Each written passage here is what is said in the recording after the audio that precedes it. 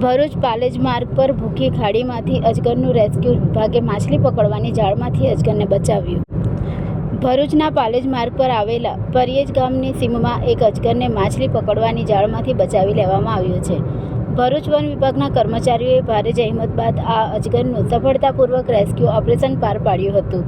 પરિયેજ ગામ નજીક આવેલી ભૂખી ખાડીમાં માછીમારો દ્વારા નાખવામાં આવેલી જાળમાં અંદાજે 10 ફૂટ લાંબો અજગર ફસાઈ ગયો હતો. અજગર ફસાયાની જાણ થતાં સ્થાનિક લોકોએ તાત્કાલિક ભરૂચ વન વિભાગને જાણ કરી હતી. માહિતી મળતા જ વન વિભાગની ટીમ ઘટના સ્થળે પહોંચી ગઈ હતી.